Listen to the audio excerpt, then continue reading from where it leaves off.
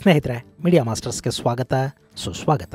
ಗೆಳೆಯರೆ, ನಿಜವಾಗ್ಲೂ ಅಮೆರಿಕದ ಅಧ್ಯಕ್ಷರ ಮನಸ್ಸಲ್ಲಿ ಅಂಥದ್ದೇನಾದರೂ ಹುಚ್ಚು ಐಡಿಯಾ ಇದೆಯಾ, ಅಥವಾ ಯಥಾಪ್ರಕಾರ ಎಲ್ಲ ರಾಜಕಾರಣಿಗಳು ಮಾಡೋ ಹಾಗೆ ಅವರು ಕೂಡ ಜಗತ್ತನ್ನು ಮತ್ತು ಜನರನ್ನು ಮೂರ್ಖರನ್ನಾಗಿ ಮಾಡೋದಕ್ಕೆ ಹೋಗ್ತಾ ಇದ್ದಾರಾ ಗೊತ್ತಿಲ್ಲ. ಆದರೆ ಟ್ರಂಪ್ ಇನ್ನು ಮುಂದೆ ಅಮೆರಿಕಾದಲ್ಲಿ ಆದಾಯ ತೆರಿಗೆಯನ್ನು ರದ್ದು ಮಾಡಿ ಟ್ಯಾರಿಫ್ ಮೂಲಕವೇ ಆದಾಯವನ್ನು ತರೋ ಬಗ್ಗೆ ಮತ್ತೆ ಪ್ರಸ್ತಾಪಿಸಿದ್ದಾರೆ. ಹಾಗಾದರೆ ಆದಾಯ ತೆರಿಗೆಯನ್ನು ವಿಧಿಸದೆ ಕೂಡ ಒಂದು ದೇಶ ತನ್ನ ರೆವಿನ್ಯೂ ಅಗತ್ಯಗಳನ್ನು ತೂಗಿಸ್ಕೊಳ್ಳೋದಕ್ಕೆ ಸಾಧ್ಯ ಆಗತ್ತಾ? ಟ್ರಂಪ್ ಪ್ರಸ್ತಾಪ ಮಾಡ್ತಾ ಇರೋ ಹಾಗೆ ಟ್ಯಾರಿಫ್ ಅನ್ನ ಹೆಚ್ಚು ಮಾಡಿ ಆದಾಯ ತೆರಿಗೆಯನ್ನು ರದ್ದು ಮಾಡಿದ್ರೆ ಅಮೆರಿಕ ಹಾಗೂ ಜಗತ್ತಿನ ಪರಿಸ್ಥಿತಿ ಏನಾಗುತ್ತೆ? ಅದರಲ್ಲೂ ವಿಶೇಷವಾಗಿ ಭಾರತ ಮತ್ತು ಚೈನಾಗಳ ಮೇಲೆ ಇದರ ಇಂಪ್ಯಾಕ್ಟ್ ಹೇಗಿರುತ್ತೆ, ಬನ್ನಿ ನೋಡೋಣ.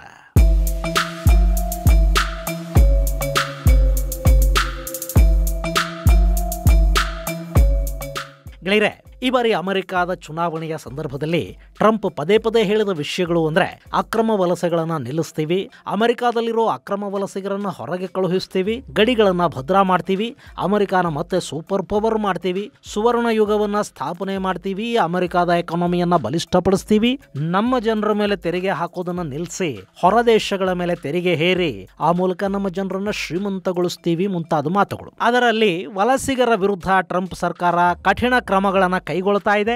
ಈಗ ಆದಾಯ ತೆರಿಗೆಯ ಬಗ್ಗೆ ಕೂಡ ಟ್ರಂಪ್ ಮಾತಾಡೋದಕ್ಕೆ ಶುರು ಮಾಡಿದ್ದಾರೆ. ಮೊನ್ನೆ ಫ್ಲೋರಿಡಾದಲ್ಲಿ ಪಕ್ಷದ ಸಭೆಯನ್ನುದ್ದೇಶಿಸಿ ಮಾತನಾಡಿದ ಟ್ರಂಪ್, ನಮ್ಮ ದೇಶದಲ್ಲಿನ ಜನರನ್ನ ಬಡವರನ್ನಾಗಿಸಿ ವಿದೇಶಗಳನ್ನ ನಾವು ಶ್ರೀಮಂತರನ್ನಾಗಿ ಮಾಡ್ತಾ ಇದ್ದೀವಿ. ಇನ್ನು ಮುಂದೆ ವಿದೇಶಗಳ ಮೇಲೆ ತೆರಿಗೆ ಹಾಕಿ ನಮ್ಮ ಜನರ ಮೇಲಿನ ತೆರಿಗೆಯನ್ನ ರದ್ದು ಮಾಡಿದ್ರೆ ಹೇಗಿರುತ್ತೆ ಅಂತ ಕೇಳಿದ್ದಾರೆ. ಹೇಗಿರುತ್ತೆ ಅನ್ನೋದನ್ನ ನೋಡೋ ಮೊದಲು ನಿಮಗೆ ಟ್ರಂಪ್ ಅಲ್ಲಿ ಹೇಳಿರೋದೇನು ಅನ್ನೋದನ್ನ ಮೊದಲು ಹೇಳ್ಬಿಡ್ತೀನಿ. ಅಮೆರಿಕಾದಲ್ಲಿ 1913ಕ್ಕೂ ಮೊದಲು ಆದಾಯ ತೆರಿಗೆಯನ್ನು ವಿಧಿಸ್ತಾ ಇರಲಿಲ್ಲ.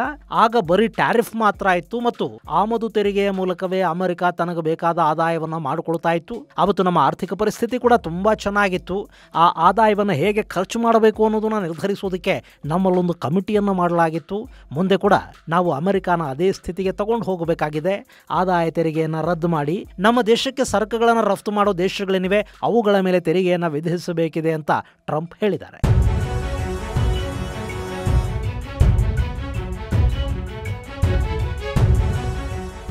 ಗೆಳೆಯರೆ, ಟ್ರಂಪ್ ಹೇಳಿರೋದು ಸ್ವಲ್ಪ ನಿಜ. ಅಮೆರಿಕಾದಲ್ಲಿ 2013ರವರೆಗೆ ಆದಾಯ ತೆರಿಗೆಯನ್ನು ವಿಧಿಸಲಾಗ್ತಾ ಇರಲಿಲ್ಲ, ಬದಲಿಗೆ ಟ್ಯಾರಿಫ್ ಹೇರೋ ಪದ್ಧತಿಯಲ್ಲಿತ್ತು. ಹಾಗೆ ನೋಡಿದರೆ ಅಮೆರಿಕಾದಲ್ಲಿ ಆದಾಯ ತೆರಿಗೆಯನ್ನು ವಿಧಿಸಬೇಕು ಅನ್ನೋ ಸಲಹೆ 1812ರಲ್ಲೇ ಬರುತ್ತೆ. ಆದರೆ ಅದನ್ನವರು 1861ರವರೆಗೆ ಜಾರಿಗೆ ತರಲಿಲ್ಲ. ಆದರೆ ಅಮೆರಿಕಾದಲ್ಲಿ ಶುರುವಾದ ಸಿವಿಲ್ ವಾರ್ ಅಲ್ಲಿನ ಆರ್ಥಿಕ ಪರಿಸ್ಥಿತಿಯ ಮೇಲೆ ವಿಪರೀತ ಪರಿಣಾಮಗಳನ್ನು ಬೀರೋದಕ್ಕೆ ಶುರು ಮಾಡಿತು. 1861ರಿಂದ 1865ರವರೆಗೆ ನಡೆದ ಆ ನಾಗರಿಕ ಯುದ್ಧದ ಪರಿಣಾಮ ಅಮೆರಿಕ ವಿಪರೀತ ಪ್ರಮಾಣದ ಸಾಲಕ್ಕೆ ಸಿಲುಕಿಕೊಳ್ಳಬೇಕಾಗಿ ಬಂತು. ಹೀಗಾಗಿ ಆದಾಯ ತೆರಿಗೆಯನ್ನು ಕೂಡ ಅಮೆರಿಕ ವಿಪರೀತ ಪ್ರಮಾಣದಲ್ಲಿ ವಿಧಿಸೋದಕ್ಕೆ ಶುರು ಮಾಡಿತು. ಆ ನಂತರದ ದಿನಗಳಲ್ಲಿ ಅಂದ್ರೆ 1870ರ ನಂತರ ಆದಾಯ ತೆರಿಗೆಯನ್ನು ರದ್ದು ಮಾಡಲಾಯಿತು. ಮತ್ತೆ ಅಮೆರಿಕ ಟ್ಯಾರಿಫ್ ಪದ್ಧತಿಗೆ ಹೋಯಿತು. ಅಂದ್ರೆ 1870ರ ನಂತರ 1913ರವರೆಗೆ ಅಮೆರಿಕಾದಲ್ಲಿ ಆದಾಯ ತೆರಿಗೆ ಇರಲಿಲ್ಲ. ಗೆಳೆಯರೆ, ಈ ಅವಧಿ ಇದೆಯಲ್ಲ, ಇದನ್ನ ಅಮೆರಿಕದ ಗೋಲ್ಡನ್ ಪೀರಿಯಡ್ ಅಂತ ಕೆಲವರು ಕರೀತಾರೆ. ಆದ್ರೆ ನಿಜ ಏನು ಅಂದ್ರೆ ಈ ಸಮಯದಲ್ಲಿ ಲಾಭ ಆಗಿದ್ದು ಶ್ರೀಮಂತರಿಗೆ. ಆಮದು ಮಾಡಿಕೊಳ್ಳುವ ವಸ್ತುಗಳ ಮೇಲೆ ಟ್ಯಾರಿಫ್ ಹೇರ್ತಾ ಇದ್ದರಿಂದ ಆ ವಸ್ತುಗಳ ಬೆಲೆ ಹೆಚ್ಚಾಗ್ತಾ ಇತ್ತು. ಇದು ಅಲ್ಲಿನ ಕೆಳ ಮಧ್ಯಮ ವರ್ಗ ಮತ್ತು ನೌಕರ ವರ್ಗವನ್ನ ವಿಪರೀತ ಸಂಕಷ್ಟಕ್ಕೆ ದೂಡ್ತು. ಖರೀದಿ ಮಾಡೋ ವಸ್ತುಗಳ ಮೇಲೆ ತೆರಿಗೆ ಹೆಚ್ಚಾದ್ರೆ ಶ್ರೀಮಂತನಿಗಿಂತ ಹೆಚ್ಚಾಗಿ ಆ ವಸ್ತುಗಳು ಮಧ್ಯಮ ವರ್ಗಕ್ಕೆ ಹೊರೆ ಅನ್ನಿಸ್ತಾ ಹೋಗುತ್ತವೆ. ಇನ್ನು ಅವು ತೀರಾ ಅಗತ್ಯ ವಸ್ತುಗಳು, ದಿನಬಳಕೆ ವಸ್ತುಗಳು ಆಗಿಬಿಟ್ರೆ ಅವರ ದುಡಿಮೆಯ ಬಹುಪಾಲು ಹಣ ಆ ವಸ್ತುಗಳ ಖರೀದಿಗೆ ಖರ್ಚಾಗ್ತಾ ಹೋಗುತ್ತೆ. ಅಮೆರಿಕಾದಲ್ಲಿ ಅದೇ ಆಯಿತು. ಅಲ್ಲಿ ಆರ್ಥಿಕ ಅಸಮಾನತೆಗೆ ಈ ತೆರಿಗೆ ಕಾರಣವಾಯಿತು. ಇದೆಲ್ಲವನ್ನ ಗಮನಿಸಿದ ನಂತರ ಅಲ್ಲಿ ಆದಾಯ ತೆರಿಗೆಯನ್ನ ಜಾರಿ ಮಾಡಲಾಯಿತು. ಆದರೆ ಈಗ ಟ್ರಂಪ್ ಈ ಟ್ಯಾರಿಫ್ ನಿಂದಾದ ನಕಾರಾತ್ಮಕ ಪರಿಣಾಮಗಳ ಬಗ್ಗೆ ಮಾತಾಡೋದಕ್ಕೆ ಹೋಗ್ತಾ ಇಲ್ಲ. ಅದರಿಂದ ಆದಾಯ ಹೆಚ್ಚು ಬಂತು ಅನ್ನೋದನ್ನ ಮಾತ್ರ ಅವರು ಹೇಳ್ತಾ ಇದ್ದಾರೆ. ಇರ್ಲಿ, ಈಗ ಅಮೆರಿಕ ಅದನ್ನೇ ಮತ್ತೆ ಮಾಡಬೇಕು ಅಂತ ಹೊರಟ್ರೆ, ಅಂದ್ರೆ ಆದಾಯ ತೆರಿಗೆಯನ್ನ, ಕಾರ್ಪೊರೇಟ್ ಟ್ಯಾಕ್ಸ್ ಅನ್ನ ತೆಗೆದು ಕೇವಲ ಟ್ಯಾರಿಫ್ ಮಾತ್ರ ಹೇರ್ತಾ ಹೋದ್ರೆ ಅಮೆರಿಕದ ಎಕಾನಮಿ ಮೇಲೆ ಆಗುವ ಪರಿಣಾಮಗಳೇನು ಮತ್ತು ಜಗತ್ತಿನ ಮೇಲೆ ಇದರ ಪರಿಣಾಮಗಳು ಹೇಗಿರುತ್ತವೆ ಅನ್ನೋದನ್ನು ಕೂಡ ನೋಡ್ಬಿಡೋಣ.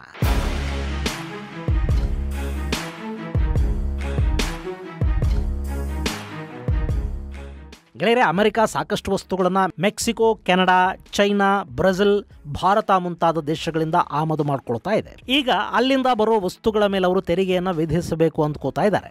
ಈ ಟ್ಯಾರಿಫ್ ಅನ್ನೋದು ಹೆಚ್ಚಾದ್ರೆ ಅಮೆರಿಕಾಗೆ ಲಾಭ ಬರೋದು ಹೆಚ್ಚಾಗತ್ತೆ ಅನ್ನೋದು ನಿಜ. ಆದ್ರೆ ಫೆಡರಲ್ ಟ್ಯಾಕ್ಸ್ ನಿಂದ ಬರ್ತಿರೋ ಆದಾಯವನ್ನು ಅದು ಸರಿದೂಗಿಸುತ್ತಾ ಅನ್ನೋದು ಪ್ರಶ್ನೆ. 2024ರಲ್ಲಿ ಅಮೆರಿಕ ಸರ್ಕಾರ $4.92 ಟ್ರಿಲಿಯನ್ ರೆವೆನ್ಯೂ ಸಂಗ್ರಹ ಮಾಡಿದೆ. ಅದರಲ್ಲಿ ಟ್ಯಾರಿಫ್ ನಿಂದ ಬಂದಿರೋದು ಕೇವಲ $77 ಬಿಲಿಯನ್ ಮಾತ್ರ. ಅಂದ್ರೆ ಫೆಡರಲ್ ರೆವೆನ್ಯೂ ಏನಿದೆ ಅದರಲ್ಲಿ 1.5% ಮಾತ್ರ ಅವರು ಟ್ಯಾರಿಫ್ ನಿಂದ ಗಳಿಸ್ತಾ ಇದ್ದಾರೆ. ಇನ್ನು ಈ ಒಟ್ಟು ಫೆಡರಲ್ ರೆವೆನ್ಯೂ 5 ಟ್ರಿಲಿಯನ್ ಇದ್ರೆ ಅದರಲ್ಲಿ ಆದಾಯ ತೆರಿಗೆಯ ಮೂಲಕವೇ ಬರ್ತಾ ಇರೋದು 50%. ಭಾರತದ ಹಾಗೆ ಅಮೆರಿಕಾದಲ್ಲಿ ತೆರಿಗೆಯನ್ನ ಕದಿಯೋದು ಸಾಧ್ಯ ಆಗೋದಿಲ್ಲ. ನೀವು ಗಳಿಸ್ತೀರಿ ಅಂದ ಮೇಲೆ ಅಲ್ಲಿ ತೆರಿಗೆಯನ್ನ ಕೊಡಲೇಬೇಕು. ತೆರಿಗೆ ಕಾನೂನುಗಳು ತುಂಬಾ ಕಠಿಣವಾಗಿವೆ. ಇನ್ನು ಭಾರತಕ್ಕೆ ಹೋಲಿಸಿದ್ರೆ ಅಲ್ಲಿ ಆದಾಯ ತೆರಿಗೆಯ ಪ್ರಮಾಣ ಕೂಡ ಹೆಚ್ಚಿದೆ ಮತ್ತು ಅದಕ್ಕೆ ತಕ್ಕ ಹಾಗೆ ಅವರು ಸೌಲಭ್ಯಗಳನ್ನು ಕೂಡ ಕಲ್ಪಿಸಿ ಕೊಡ್ತಾರೆ. ನಮ್ಮ ಹಾಗೆ ಬರೀ ಪೀಕೋದಷ್ಟೇ ಅಲ್ಲ, ತೆರಿಗೆದಾರರಿಗೆ ಸಾಕಷ್ಟು ಅನುಕೂಲಗಳು ಕೂಡ ಅಲ್ಲಿವೆ. ಇನ್ನು ಸುಮಾರು 2.5 ಟ್ರಿಲಿಯನ್ ಆದಾಯವನ್ನ ಟ್ಯಾರಿಫ್ನಿಂದ ಗಳಿಸೋದಕ್ಕೆ ಸಾಧ್ಯ ಆಗತ್ತಾ? ಅದರ ಬಗ್ಗೆ ಅಮೆರಿಕಾಗೂ ಕೂಡ ಖಚಿತವಾಗಿ ಗೊತ್ತಿದ್ದಂತಿಲ್ಲ. ಆದರೆ ಅಲ್ಲಿನ ತಜ್ಞರು ಹೇಳ್ತಾ ಇರೋದೇನು ಅಂದರೆ, ಹೀಗೆ ಟ್ಯಾರಿಫ್ ಹೆಚ್ಚು ಮಾಡಿದರೆ ಅಮೆರಿಕಾದ ಆರ್ಥಿಕ ಪ್ರಗತಿ ಮತ್ತು GDPಯ ಮೇಲೆ ಇದು ನಕಾರಾತ್ಮಕ ಪರಿಣಾಮವನ್ನು ಬೀರುತ್ತೆ. ಬೆಲೆ ಏರಿಕೆಗೆ ಇದು ಕಾರಣ ಆಗುತ್ತೆ ಅಂತ. ನೀವು ತೆರಿಗೆಯನ್ನು ತಪ್ಪಿಸಿ ಬೆಲೆ ಏರಿಕೆ ಆಗುವ ಹಾಗೆ ಮಾಡಿದರೆ ಸಾರ್ವಜನಿಕರಿಗಾಗುವ ಲಾಭ ಏನು? ನೇರ ತೆರಿಗೆಯಿಂದ ಹೊರಬಂದರೂ ಪರೋಕ್ಷ ತೆರಿಗೆಗೆ ಅವರು ಗುರಿಯಾಗಬೇಕಾಗಿ ಬರುತ್ತೆ. ಆದರೆ ಇಲ್ಲಿ ಅಮೆರಿಕ ಬೇರೆಯದ್ದೇ ಲಾಭಗಳನ್ನು ಯೋಚನೆ ಮಾಡ್ತಾ ಇದೆ. ಅದೇನು ಅಂದರೆ, ಈಗ ಚೈನಾದಿಂದ ಭಾರತದಿಂದ ಆಮದು ಮಾಡಿಕೊಳ್ಳುವ ವಸ್ತುಗಳ ಮೇಲೆ ಅಮೆರಿಕ ತೆರಿಗೆಯನ್ನು ಹೆಚ್ಚು ಮಾಡ್ತು ಅಂತ ಇಟ್ಕೊಳ್ಳಿ. ಆಗ ಆಮದು ವಸ್ತುಗಳ ಬೆಲೆ ಏರಿಕೆ ಆಗುತ್ತೆ. ಸೊ ಅಮೆರಿಕಾದಲ್ಲೇ ತಯಾರಾಗುವ ವಸ್ತುಗಳಿಗೆ ಬೇಡಿಕೆ ಶುರು ಆಗುತ್ತೆ. ಇನ್ನು ಚೈನಾದಿಂದ ಕಳುಹಿಸಿದರೆ ತೆರಿಗೆ ಹೆಚ್ಚು ಅನ್ನೋದಾದ್ರೆ ಅಲ್ಲಿರೋ ಅಮೆರಿಕನ್ ಕಂಪನಿಗಳು ಚೈನಾದಿಂದ ಖಾಲಿ ಮಾಡಿಕೊಂಡು ಅಮೆರಿಕಾಗೆ ವಾಪಸ್ ಬರುತ್ತವೆ. ಅಲ್ಲೇ ಸ್ವದೇಶಿ ಉದ್ಯಮಗಳು, ಸ್ವದೇಶಿ ತಯಾರಿಕೆಗಳು ಶುರು ಆಗುತ್ತವೆ. ಅಮೆರಿಕಾದಲ್ಲಿ ತೆರಿಗೆ ಇರೋದಿಲ್ಲ. ಹೀಗಾಗಿ ಜಗತ್ತಿನ ಶ್ರೀಮಂತರು ಅಮೆರಿಕಾಗೆ ಬರೋದು ಹೆಚ್ಚಾಗುತ್ತೆ. ಹಾಗೆ ಅಮೆರಿಕಾದ ಶ್ರೀಮಂತರು ಅಲ್ಲೇ ಉಳ್ಕೋತಾರೆ, ಅವರು ಅಲ್ಲೇ ಹೂಡಿಕೆಗಳನ್ನು ಮಾಡ್ತಾರೆ. ಇದರಿಂದ ಕೂಡ ಅಮೆರಿಕಾಗೆ ಬರುವ ಆದಾಯ ಹೆಚ್ಚಾಗುತ್ತೆ. ಇದರಿಂದ ಚೈನಾಗೆ ಸಮಸ್ಯೆ ಯಾಕಾಗುತ್ತೆ ಅಂದರೆ, ಇವತ್ತು ಚೈನಾದಲ್ಲಿನ ಬಹುತೇಕ ಹೂಡಿಕೆಗಳು ಅಮೆರಿಕ ಹಾಗೂ ಯುರೋಪಿಯನ್ ಕಂಪನಿಗಳ ಮೂಲಕವೇ ಆಗಿರೋದು. ಸೊ ಅವೆಲ್ಲ ಹೊರ ಹೋಗುತ್ತವೆ. ಚೈನಾದ ರಫ್ತು ಕೂಡ ಸಮಸ್ಯೆಗೀಡಾಗುತ್ತೆ. ಇನ್ನು ಇದೇ ಪರಿಸ್ಥಿತಿ ಭಾರತಕ್ಕೂ ಬರುತ್ತೆ. ಭಾರತದಲ್ಲೂ ವಿದೇಶಿ ಹೂಡಿಕೆಗಳು ಹೊರ ಹೋಗೋದಷ್ಟೇ ಅಲ್ಲ, ಭಾರತದಲ್ಲಿನ ಶ್ರೀಮಂತ ಉದ್ಯಮಿಗಳು ಕೂಡ ತಮ್ಮ ನೆಲೆಗಳನ್ನು ಅಮೆರಿಕಾಗೆ ಬದಲಿಸಿಕೊಳ್ತಾರೆ. ಅಮೆರಿಕ ಅನ್ನೋದು ಇನ್ವೆಸ್ಟ್ಮೆಂಟ್ ಕ್ಯಾಪಿಟಲ್ ಆಗುತ್ತೆ. ಇದನ್ನ ತಪ್ಪಿಸಬೇಕು ಅಂದ್ರೆ ಭಾರತ ಕೂಡ ತನ್ನ ತೆರಿಗೆಯನ್ನ ಕಡಿತ ಮಾಡ್ಕೋಬೇಕಾಗಿ ಬರುತ್ತೆ. ಭಾರತ ಕಾರ್ಪೊರೇಟ್ ತೆರಿಗೆ ಮತ್ತು ಇನ್ಕಮ್ ಟ್ಯಾಕ್ಸ್ ಅನ್ನ ಕಡಿಮೆ ಮಾಡಿದ್ರೆ ಆದಾಯದ ಮೇಲೆ ಅತಿ ದೊಡ್ಡ ಹೊಡೆತ ಬೀಳುತ್ತೆ. ಮತ್ತು ಈಗ ಚುನಾವಣೆಗಳ ಸಂದರ್ಭದಲ್ಲಿ ಕೇಂದ್ರ ಸರ್ಕಾರ, ರಾಜ್ಯ ಸರ್ಕಾರಗಳು ಕಾಂಪಿಟೇಷನ್ಗೆ ಬಿದ್ದು ಜನಪ್ರಿಯ ಯೋಜನೆಗಳನ್ನ ಘೋಷಣೆ ಮಾಡ್ತಾ ಇವೆಯಲ್ಲ, ಅದಕ್ಕೆ ಹಣ ಇಲ್ಲದ ಪರಿಸ್ಥಿತಿ ನಿರ್ಮಾಣ ಆಗುತ್ತೆ. ಯಾಕೆ ಅಂದ್ರೆ ಭಾರತ ಅಮೆರಿಕಾದ ಹಾಗೆ ತೀರಾ ಅಭಿವೃದ್ಧಿ ಹೊಂದಿರೋ ದೇಶ ಅಲ್ಲ, ಅಥವಾ ಚೈನಾದ ಹಾಗೆ ಆರ್ಥಿಕವಾಗಿ ಸದೃಢವಾಗಿರೋ ದೇಶ ಕೂಡ ಅಲ್ಲ. ಜನಪ್ರಿಯ ಯೋಜನೆಗಳನ್ನ ಮುಂದುವರಿಸೋದಕ್ಕೆ ಬೇಕಾದ ಹಣ ಇಲ್ಲದ ಪರಿಸ್ಥಿತಿ ಭಾರತದಲ್ಲಿ ನಿರ್ಮಾಣ ಆಗುತ್ತೆ. ಇನ್ನು ಅಮೆರಿಕ ಇನ್ವೆಸ್ಟ್ಮೆಂಟ್ ಕ್ಯಾಪಿಟಲ್ ಆಗಿ ಬದಲಾಗ್ತಾ ಹೋಗುತ್ತೆ.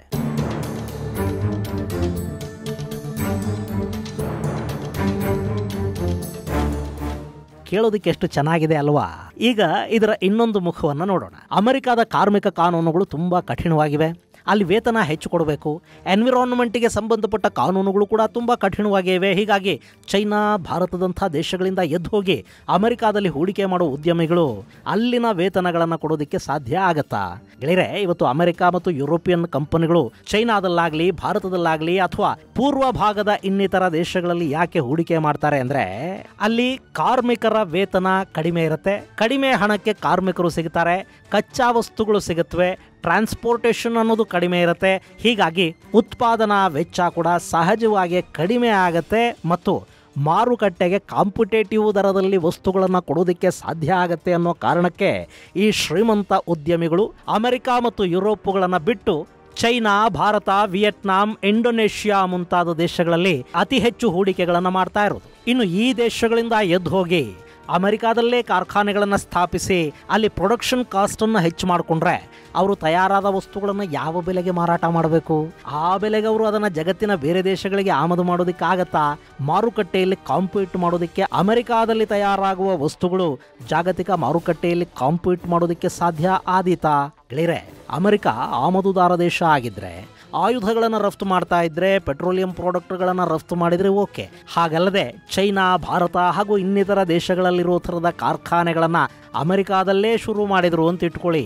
ಅಲ್ಲಿ ತಯಾರಾಗೋ ವಸ್ತುಗಳನ್ನು ಅವರು ಜಗತ್ತಿಗೆ ಮಾರಾಟ ಮಾಡಬೇಕು, ಅಮೆರಿಕ ತನ್ನ ರಫ್ತನ್ನು ಹೆಚ್ಚು ಮಾಡ್ಕೋಬೇಕು ಅಂದರೆ ಅವರು ತಮ್ಮ ಡಾಲರ್ ಮೌಲ್ಯವನ್ನು ಕಡಿಮೆ ಮಾಡ್ಕೋಬೇಕಾಗಿ ಬರುತ್ತೆ. ಆಗ ಮಾತ್ರ ಅಮೆರಿಕಾದ ವಸ್ತುಗಳು ಜಗತ್ತಿಗೆ ಅಫೋರ್ಡಬಲ್ ಬೆಲೆಯಲ್ಲಿ ಸಿಗೋದಕ್ಕೆ ಸಾಧ್ಯ ಆಗೋದು. ಈಗ ಅಮೆರಿಕಾದ ಐಫೋನ್ ಕಂಪನಿ ಇದೆ. ಅವರು ಐಫೋನ್ ಅನ್ನ ಭಾರತದಲ್ಲೋ ಚೈನಾದಲ್ಲೋ ತಯಾರು ಮಾಡಿದ್ರಾಗುವ ತಯಾರಿಕಾ ವೆಚ್ಚಕ್ಕೂ ಅಮೆರಿಕಾದಲ್ಲೇ ತಯಾರು ಮಾಡಿದ್ರಾಗುವ ತಯಾರಿಕಾ ವೆಚ್ಚಕ್ಕೂ ತುಂಬಾನೇ ವ್ಯತ್ಯಾಸ ಇರುತ್ತೆ. ಐಫೋನ್ ಅಮೆರಿಕಾದಲ್ಲಿ ತಯಾರಾದ್ರೆ ಅದನ್ನ ಸಾಮಾನ್ಯ ಅಮೆರಿಕನ್ನರು ಕೂಡ ಖರೀದಿ ಮಾಡೋದಕ್ಕೆ ಸಾಧ್ಯ ಆಗೋದಿಲ್ಲ. ಹೀಗಿರುವಾಗ ಅವರು ಆ ವಸ್ತುಗಳನ್ನು ಜಗತ್ತಿಗೆ ಮಾರಾಟ ಮಾಡೋದಕ್ಕೆ ಸಾಧ್ಯ ಆದೀತೆ. ಇನ್ನು ಅಮೆರಿಕ ಜಗತ್ತಿನ ನಾನಾ ದೇಶಗಳ ವಸ್ತುಗಳ ಮೇಲೆ ಟ್ಯಾರಿಫ್ ಹೇರ್ತು ಅಂತ ಇಟ್ಕೊಳ್ಳಿ. ಆಗ ಆ ದೇಶಗಳು ಅಮೆರಿಕಾದ ವಿರುದ್ಧ ರಿವೆಂಜಿಗೆ ನಿಂತುಕೊಳ್ಳುತ್ತವೆ. ಅಮೆರಿಕಾದ ವಸ್ತುಗಳ ಮೇಲೆ ಕೂಡ ಆಮದು ಸುಂಕ ಹೆಚ್ಚಾಗತ್ತೆ. ಕಳೆದ ಟ್ರಂಪ್ ಅವಧಿಯಲ್ಲಿ ಭಾರತದ ವಿರುದ್ಧ ಟ್ಯಾರಿಫ್ ಹೇರಿದ್ದ ಅಮೆರಿಕಾಗೆ ಭಾರತವೂ ಕೂಡ ಅದೇ ಭಾಷೆಯಲ್ಲಿ ಉತ್ತರ ಕೊಡ್ತು. ಇದನ್ನು ಎಲ್ಲ ದೇಶಗಳು ಮಾಡುತ್ತವೆ. ಆಗ ಅಮೆರಿಕಾದ ವಸ್ತುಗಳ ರಫ್ತಿನ ಮೇಲೆ ಇದರ ಪರಿಣಾಮ ಬೀರೋದಿಲ್ವೇ? ಇನ್ನು ಅಮೆರಿಕಾದ ಜೊತೆ ಜಗತ್ತು ಜಿದ್ದಿಗೆ ಬಿತ್ತು ಅಂತ ಇಟ್ಕೊಳ್ಳಿ. ಆಗ ನಾನಾ ದೇಶಗಳು ಅವರವರೇ ಒಂದಷ್ಟು ಮುಕ್ತ ವ್ಯಾಪಾರ ಒಪ್ಪಂದಗಳನ್ನು ಮಾಡ್ಕೊಳ್ತಾರೆ. ವಸ್ತುಗಳನ್ನು ಅಮೆರಿಕಾನ ಹೊರತುಪಡಿಸಿ ಕೂಡ ಬೇರೆ ಬೇರೆ ದೇಶಗಳಲ್ಲಿ ಮಾರಾಟ ಮಾಡೋದಕ್ಕೆ ಮುಂದಾಗ್ತಾರೆ. ಅಮೆರಿಕ ಜೊತೆ ವ್ಯಾಪಾರನೇ ಇಲ್ಲ ಅಂತ ಆದಮೇಲೆ ಅಮೆರಿಕಾದ ಡಾಲರ್ ಯಾರಿಗೆ ತಾನೇ ಬೇಕು, ಯಾಕೆ ತಾನೇ ಬೇಕು? ಸೊ ಅಮೆರಿಕಾದ ಡಾಲರ್ ಮೇಲಿನ ನಿರ್ಭರತೆ ಕೂಡ ಇದರಿಂದ ಕಡಿಮೆ ಆಗುತ್ತೆ. ಹಾಗೇನಾದರೂ ಆಗಿಬಿಟ್ರೆ ಒಂಥರ ಅಮೆರಿಕ ಜಗತ್ತಲ್ಲಿ ಅಪ್ರಸ್ತುತ ಅನಿಸೋದಕ್ಕೆ ಶುರು ಆಗುತ್ತೆ. ಸೊ ಅಮೆರಿಕ ಇಷ್ಟೊಂದು ರಿಸ್ಕ್ ಅನ್ನ ತಗೊಳ್ಳೋದಕ್ಕೆ ಮುಂದಾಗತ್ತಾ? ಇನ್ನು ತೆರಿಗೆ ನೀತಿಯಲ್ಲಿನ ಬದಲಾವಣೆ ಅಂದ್ರೆ ಅದನ್ನ ಅಧ್ಯಕ್ಷರೇ ಮಾಡೋದಕ್ಕೆ ಸಾಧ್ಯ ಆಗೋದಿಲ್ಲ. ಅದು ಹೌಸ್ ಆಫ್ ರೆಪ್ರೆಸೆಂಟೇಟಿವ್ಸ್ಗೆ ಹೋಗಬೇಕು ಮತ್ತು ಸೆನೆಟ್ ಅದನ್ನ ಅಂಗೀಕರಿಸಬೇಕು. ಬಹುಮತದ ಆಧಾರದ ಮೇಲೆ ಅದು ಆಗಬೇಕು. ಅದಕ್ಕೆ ಅಮೆರಿಕಾದ ಕಾಂಗ್ರೆಸ್ ಅವಕಾಶವನ್ನು ಕೊಡುತ್ತಾ? ಈಗೇನೋ ರಿಪಬ್ಲಿಕನ್ನರಿಗೆ 2 ಸದನಗಳಲ್ಲಿ ಬಹುಮತ ಇದೆ. ಆದ್ರೆ ಇನ್ 2 ವರ್ಷಕ್ಕಲ್ಲಿ ಮತ್ತೆ ಚುನಾವಣೆಗಳಾಗತ್ವೆ. ಆಗ ರಿಪಬ್ಲಿಕನ್ನರು ಎಷ್ಟಿರ್ತಾರೋ, ಡೆಮೊಕ್ರೆಟಿಕ್ ಪಕ್ಷದ ಸದಸ್ಯರೆಷ್ಟಿರ್ತಾರೋ ಯಾರಿಗೂ ಗೊತ್ತು. ಹಾಗೆ ಅಮೆರಿಕ ಅನ್ನೋದು ಪ್ರಜಾಪ್ರಭುತ್ವ ದೇಶ. ಅಲ್ಲಿ ಆಗಾಗ ಸರ್ಕಾರಗಳು ಬದಲಾಗ್ತಾ ಇರುತ್ತವೆ. ಹೀಗಾಗಿ ಇಂಥ ಆರ್ಥಿಕ ನೀತಿಗಳು ನಾಳೆ ಸರಿ ಇಲ್ಲ ಅನ್ಸಿದ್ರೆ ಅದು ಕೂಡ ಬದಲಾಗತ್ತೆ. ಸೊ ಸರ್ಕಾರದ ತೀರ್ಮಾನ ಅಸ್ಥಿರ ಅಂತ ಅನ್ನಿಸಿದಾಗ ಬೇರೆ ಬೇರೆ ದೇಶಗಳಲ್ಲಿ ದೊಡ್ಡ ಪ್ರಮಾಣದಲ್ಲಿ ಹೂಡಿಕೆ ಮಾಡಿ ಕೈಗಾರಿಕೆಗಳನ್ನು ಸ್ಥಾಪಿಸಿರುವ ಉದ್ಯಮಿಗಳು ಅಲ್ಲಿಂದ ತಮ್ಮ ಸಮಸ್ತ ಬಿಡಾರವನ್ನು ಎತ್ಕೊಂಡು ಅಮೆರಿಕಾಗೆ ವಾಪಸ್ ಬಂದು ಅಲ್ಲಿ ಹೂಡಿಕೆ ಮಾಡೋ ಧೈರ್ಯವನ್ನು ಮಾಡ್ತಾರಾ? ಗೊತ್ತಿಲ್ಲ. ಟ್ರಂಪ್ ಅಂತೂ ಟ್ಯಾರಿಫ್ ಬಗ್ಗೆ, ಆದಾಯ ತೆರಿಗೆಯನ್ನು ರದ್ದು ಮಾಡೋ ಬಗ್ಗೆ ಪದೇ ಪದೇ ಹೇಳ್ತಾ ಇದ್ದಾರೆ. ಅಲ್ಲಿ ಮುಂದೆ ಏನಾಗುತ್ತೆ ಅನ್ನೋದನ್ನ ಕಾದು ನೋಡಬೇಕು. ಇದು ಗೆಳೆಯರೆ, ಅಮೆರಿಕ ಆದಾಯ ತೆರಿಗೆಯನ್ನು ರದ್ದು ಮಾಡಿ ನಾನಾ ದೇಶಗಳಿಂದ ಆಮದು ಮಾಡಿಕೊಳ್ಳುವ ವಸ್ತುಗಳ ಮೇಲೆ ಟ್ಯಾರಿಫ್ ಅನ್ನು ಹೇರ್ತಾ ಹೋದರೆ ಅಮೆರಿಕಾದಲ್ಲಾಗುವ ಮತ್ತು ಅದರಿಂದ ಜಗತ್ತಿನ ಮೇಲೆ ಉಂಟಾಗುವ ಪರಿಣಾಮಕ್ಕೆ ಸಂಬಂಧಪಟ್ಟ ಒಂದಷ್ಟು ಮಾಹಿತಿ ಮುಂದಿನ ಸಂಚಿಕೆಯಲ್ಲಿ ಮತ್ತಷ್ಟು ವಿಶೇಷಗಳ ಜೊತೆ ಮತ್ತೆ ಭೇಟಿಯಾಗೋಣ. ಅಲ್ಲಿವರೆಗೆ ಜೈ ಹಿಂದ್, ಜೈ ಕರ್ನಾಟಕ.